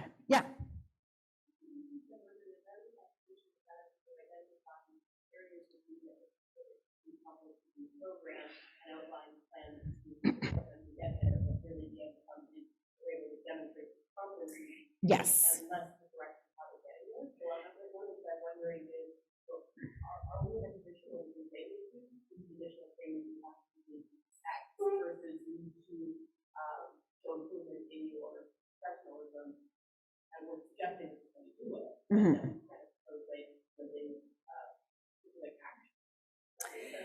So it does a bit of everything that you're talking about. So it is certainly we wouldn't put a student on conditional status if they were actually progressing fine academically, but were struggling in other ways. But in this program, right, there's such a interweaving of all of the personal is professional in this, like how they are coping in their life really impacts. They can't just hide away in an office or work from home that day, right? So it is much more complex. And so I think we're taking a more complex and comprehensive approach to it, and agreeing with the student on what the terms are of the letter, and they sign it. So they agree to what the terms are and they sign, yes, I agree that this seems reasonable.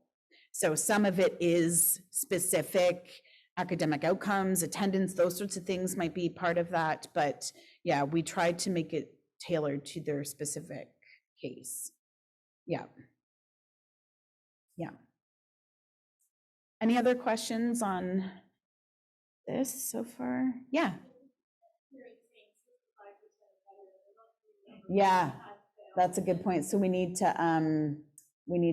update that. Yeah. Yeah. Yeah.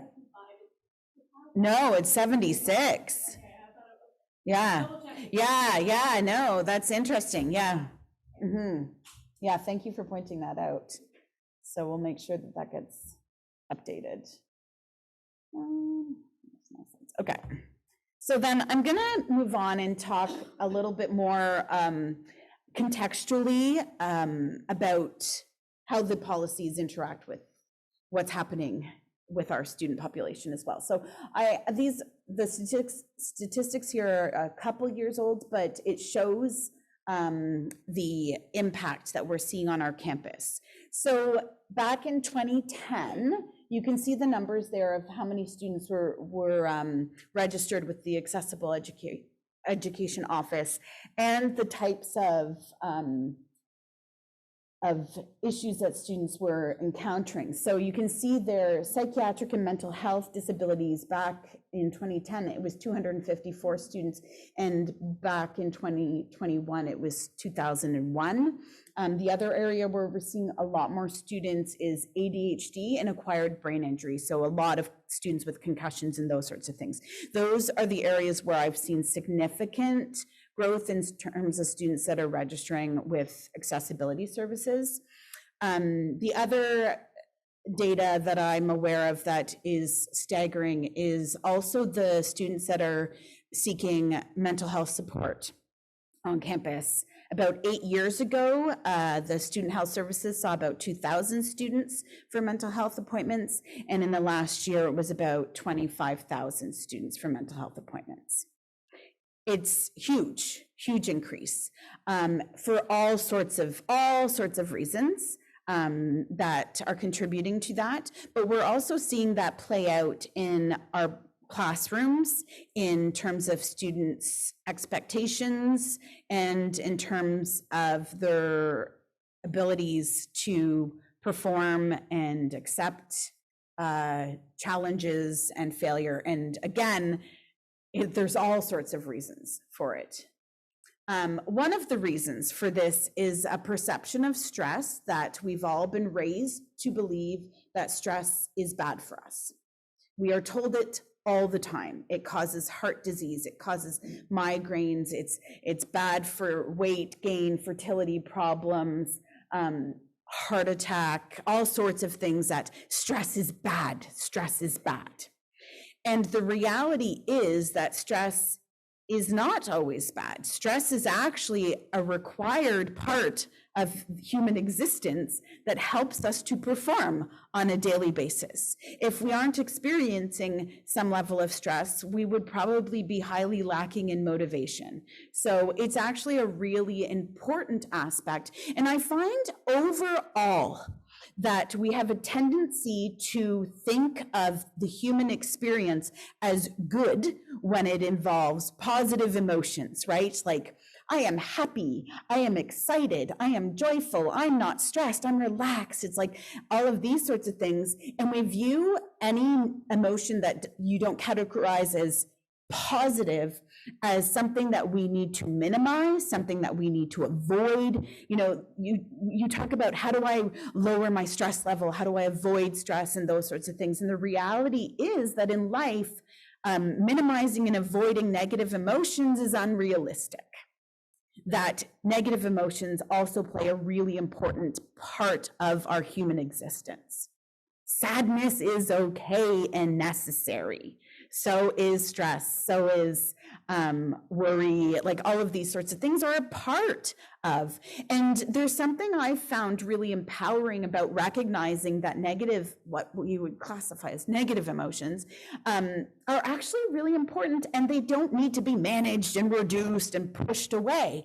That when you can be like, oh, it's actually okay for me to be lonely today or bummed out, that it allows you to just sort of move through those emotions and on to other things. But part of the problem with this sort of narrative around the challenging aspects of human existence is it tends to lead to avoidance behavior. So that's what we see, especially in an academic setting, which results in students, when I was working in engineering, missing exams, missing the makeup exam, missing the makeup of the makeup exam. And it was just, it's this feeling that the way that I can deal with the emotion that I'm experiencing right now is by avoiding it. And avoidance actually is a really problematic response to those emotions, because in fact, it typically leads to an increasing feeling of what you're experiencing, right? So if you are feeling anxious about something and then you avoid it, it kind of confirms for you that, oh, good thing I avoided that. And then the next time you're faced with it, you're even more stressed about it, worried about it, and it just increases that. Studies have found that more frequent accommodations for youth with anxiety and OCD is actually associated with increasing and more severe symptoms. So this is one of those things where when I work with students that are feeling anxious about things, I remind them that, one, anxiety is a good emotion to experience. It protects you. You know, it serves a purpose, but it is something that you need to then figure out how to manage so that you can still do what you need to do, right? So maybe that's finding ways to expose a student who is experiencing that anxiety to a level of challenge that they still feel they can manage, right? So that they can face that stress, that fear head on, but in a way that's more manageable. So if you're encountering a student that really is anxious about a particular expectation that you have of them, again, engage in a dialogue and see if there's a modification that still requires them to face, to some extent, that fear without maybe it being a full-blown anxiety attack or something like that. So again, looking at ways to, rather than just avoidance being the solution, like, oh, you don't have to do that assignment, are there ways that we can modify things? When students are in the fight or flight stress response, they're less likely to perform well, they're less likely to learn, they're less likely to remember, they're less creative. So again, recognizing sometimes it's a bit of a shift just in helping coaching them through their mindset, to adjust it from that fight or flight response to, it's okay for this not to be great. That perfection is an unreasonable expectation of myself. Yeah, and how can we be working with our policies and our processes and our course design to ensure that we're supporting the physiology of learning? Because this isn't just an intellectual process, this is a physiological process as well. The hormones that are being released in our body impact our body's ability to actually learn. So this is one of those things too that I find interesting. I ask people all the time, we know about distress, like people are distressed and we hear about it, but do we hear about and do we talk about eustress? So again, this is that idea that stress is just viewed as negative, but it's actually both. So I like this because it shows eustress is when we are experiencing a challenge up to the point of peak performance. And then if you're pushing yourself or others beyond that, that's when you get into distress, where maybe you're not adequately prepared to take on what you need to do, and that's where you start to feel distressed. But what we're trying to do is help students be in that sort of optimum stress level where we are challenging them. So there's an expectation and there's a challenge, but there's also some stress in there that helps us to be energized, motivated, feeling challenged by something rather than just feeling overwhelmed. And often, though, you can bring a student back from feeling overwhelmed by adjusting some of the expectations a little bit as well. So the difference between distress and eustress on the impact, the emotions, the productivity, the performance, you can see by shifting or focusing more on eustress, that we want to be creating positive challenges. We want our students to be feeling excited rather than anxious. We want them to be motivated rather than procrastinating and avoiding doing things. And the impact on their performance when we do this is that we are enhancing things rather than decreasing their ability to perform. So one of the ways in which you can shift students in this way and yourself is creating a challenge response rather than that fight or flight response. And the difference between the challenge response and the fight or flight response is physiological. It's the type of hormones that are being released in our body and how that causes our body to respond in a situation that we're in. And I can imagine so many of our students, you think the first day that they go out on practicum, like, how do we help them to not feel and define what they're experiencing just as negative, right? Like, I'm so stressed, I'm so overwhelmed, I'm so distressed. And that's the language we're using, our body believes it. And then the physiology starts to follow that. But if we say, instead of saying, oh my God, I'm so stressed, I'm overwhelmed, oh my gosh, this is gonna be so embarrassing, I don't think I'm prepared. And if we change that to, I'm really excited, it's not going to be perfect. That's okay. I'm just going to get out there.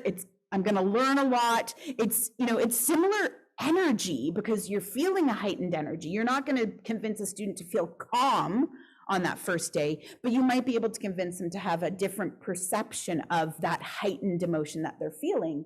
And by changing that frame of reference that, hey, yes, you're going to be feeling it, your heart rate's going to be pounding and you might be sweating a little bit, and that's okay. That's okay. That can actually change what hormones are released in their body, have more things like DHEA and oxytocin and dopamine and testosterone and adrenaline and all of those things that keep us energized, but they also keep us focused. If we're having the fight or flight hormones being released, what happens if you're literally in a fight or flight situation?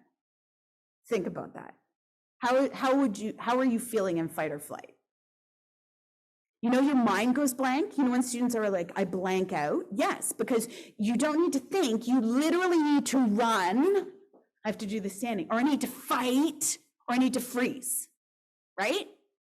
That's what happens in our bodies, and those hormones are not helping. The blood doesn't start flowing to your brain so you can be creative. The blood flows to your arms and your legs because you literally need to fight that bear or run away or climb a tree or something. Like, you need to do something physical.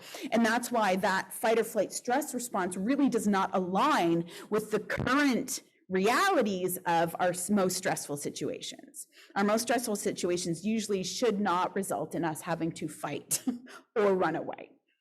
It requires us actually to shift to a challenge response so that we can be focused, we can be creative, we can be anxious and, excited and nervous, but that's okay.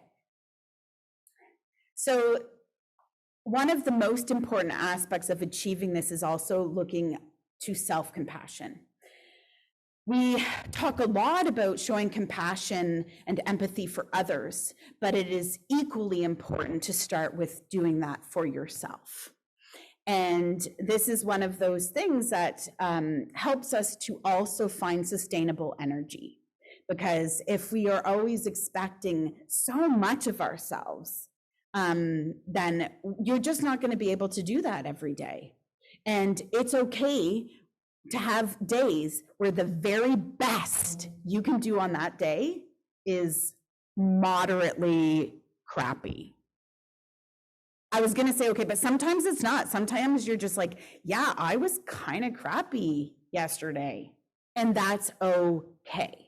Because what actually happens in giving yourself permission to have those days that aren't great, you'd think, oh, well, then I'm just giving myself permission to be crappy any day. In fact, that's not what happens. The opposite happens, because you forgive yourself, you sleep better that night, and you have more energy the next day. So self-compassion versus self-judgment is what we need to be working towards. Recognizing common humanity versus the isolation and shame. That again, when I've worked with students that are encountering difficulties, typically they feel ashamed. That's often why the behaviors come out in ways that you're like, what is going on with that student?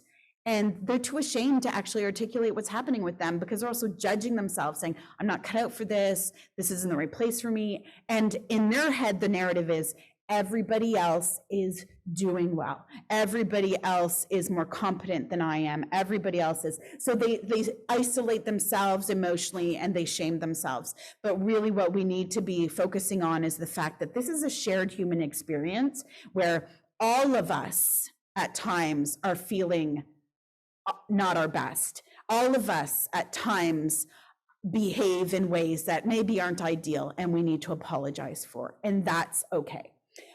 Mindfulness versus over dramatization. This is one of the things that's a pet peeve for me, I think, with students when they send me an email. Honestly, like, it's a good thing I don't have an ejection button for some students in our program, because in the last couple of weeks, I probably would have ejected a couple of students, because in my head, I'll get these super dramatic emails about course registration, and they're so stressed, and my anxiety is overwhelming, and blah, blah, blah, and I just think, boop, out. Like, because I think, if you can't handle registering in your courses, how are you going to handle this profession? And then I need to like bring myself back down, because this is part of, there's me being over dramatic, right? And then I need to be mindful of the fact that I'm being over dramatic, and then mindful of the fact that that student is also being over dramatic. And it's also something that we've kind of allowed and played into in this society where it's like, I mean, like I was saying about the weather, we over dramatize the weather. Like, it's how you get clicks on websites and things like this. The more dramatic you are about things, the more people will click on stuff. And so the more dramatic you are in your social media posts, the more likes and whatever. And so we've kind of have built this society where we foster that over dramatization of things. And so it's more important that we help students to sort of, hey, feel your feelings and express them, and then let's get things back where you've expressed things and we're in balance, and we can be more mindful, recognizing what's actually happening here, and how do we then support you? How do you support yourself in navigating that? Yeah, Sarah, did you have?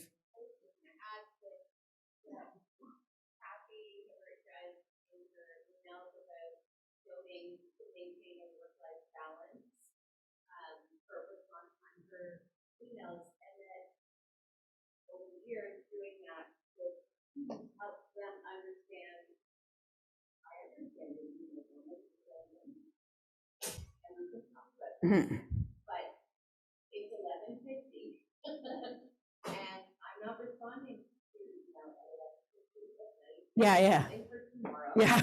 Yeah. And you created the urgency. So let's just go back a little bit. Yeah. Yeah. What were some of your warning signs that you might not be able to make this step? Yeah. Yeah. And also, and this is hard, but it's also one of those, for lack of a better term, I'm still going to hold you accountable to the way you're on. Yep. You emailed me at an inappropriate time, it's outside of the bounds of my professional. And there are consequences, and we will let them in advance. And this is a tough lesson, but there you go. Tough lessons are important, and accountability is important. And I always say that it's a lack of planning on your part doesn't constitute an emergency on my part, because we get a lot of those emails from students where it's an emergency, and it's like, well, it is for you, not for me, because.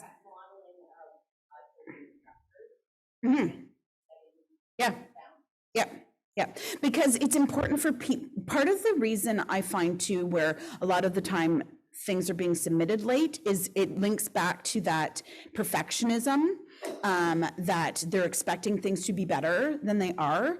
And anyone who's completed a dissertation knows that there is no such thing as a perfect dissertation. There's only an abandoned dissertation. So you abandon it and you step away. That's the only way it ever gets done. And I think in life, that is a really important lesson to learn, is that not everything is completed, it's submitted. Just submit it. And sometimes the best you could do, again, is barely acceptable for that assignment, but at least you got it in and you're now moving on, because it's like a snowplow, right? You just keep pushing things off and off and off. So, Erin, I'm just making sure, like, the food. Oh, perfect. Oh, in there. Okay, good. Phew. Okay, I don't need to worry. Okay. Okay, so let's keep going.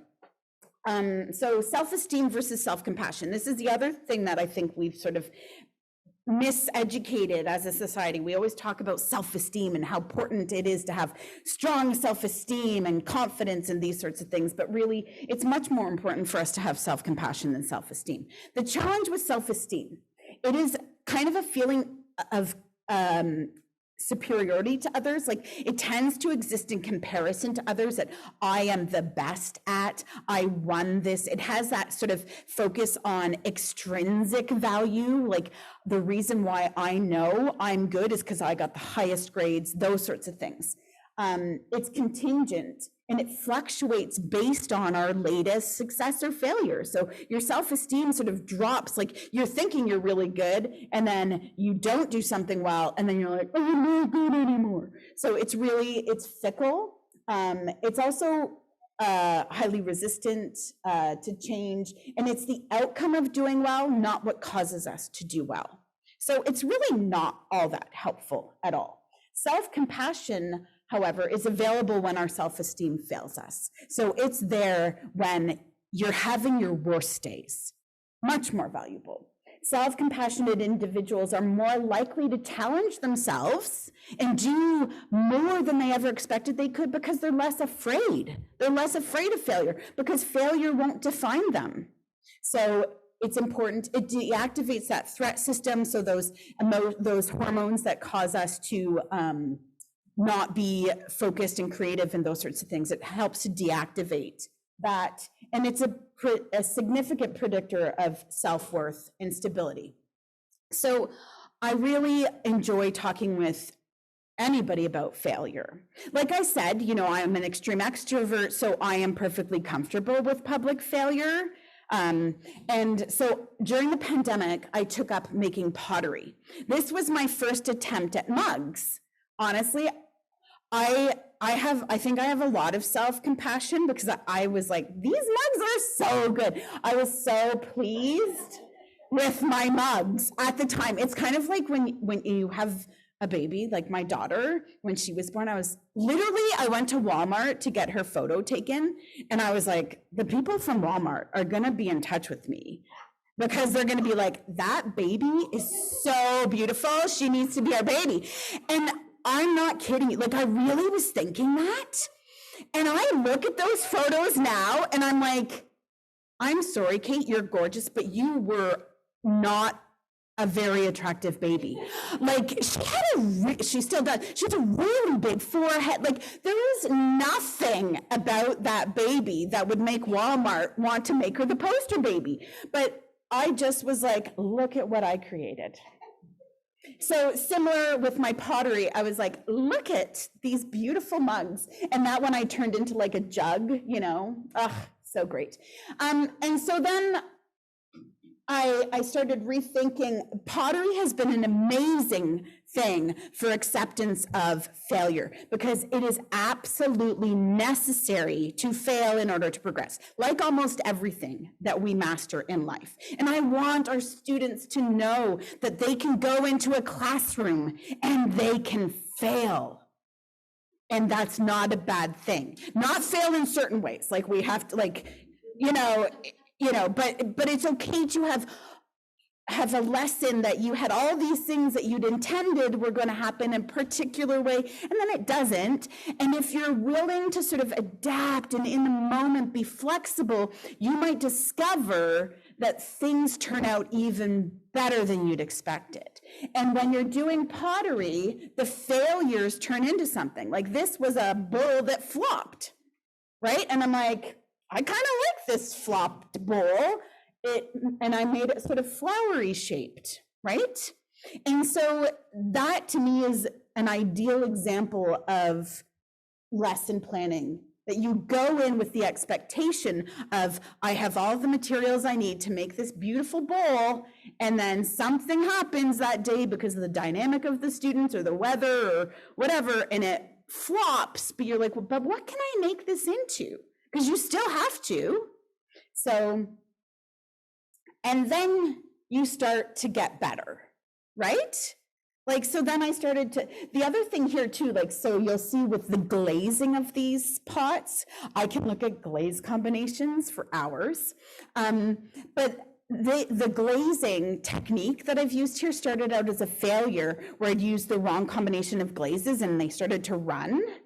So that's failure.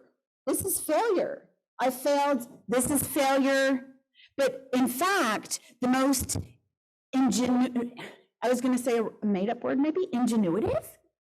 What's the word? Innovative. I'm sort of combining words. Yes. See, and that's okay that I made up my own word. I role model failure publicly so that I make everyone else feel better about themselves. Yeah. So all of these things that start as failure are actually what lead to innovations. When you look at some of the most amazing things that exist now in our world, they only existed because somebody failed at some point, right? They were intending to accomplish something else, and there was an unexpected side effect that they're like, oh, interesting. And if you only view those things as failures, you'll never reap the benefits of those unexpected side effects. So I've decided to call now I have a pottery company, right? It's called Wonky Pots, The Art of Imperfection, because really that's what we should be striving for in life, is amazingly imperfect, amazing imperfection, yes. So, and this is where I'll just finish up with motivation versus self-criticism. Another way in which, as a society, we have misled ourselves is believing that if we are hard on ourselves, that's how we improve. So if I were to have looked at those first mugs and been like, oh my God, Claire, these are terrible. You suck at pottery, get better, focus, spend more time on this. That should be what will motivate me to improve. No, that's not what happens. If I had been hard on myself and viewed the reality of those pots through a lens of criticism, I likely would have given up. I would have said, I'm not good at this. I'm not cut out for this. And every time I put that mud on the wheel and tried to form it into something and it went wonky, I would have been like, well, this proves what I'd thought. I'm no good. But instead, I told myself, wow, look at how good these mugs are for a beginner, right? And that gave me the latitude to make a whole bunch of not very attractive pottery that I happily gave to people, and they pretended they liked it.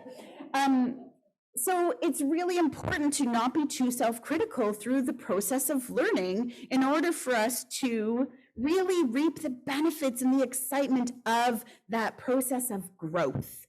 Because then you can look back and say, wow, look where I came from. And then especially as a teacher, then you can convey that to your students and say, oh, you think, I know I'm good now, and you think I'm good now. You should have seen the mistakes that I made when I was starting out.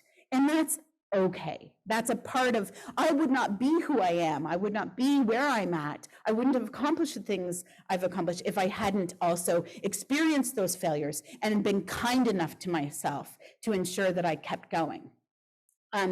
We tend to believe that, that if we are kind to ourselves, that we won't improve.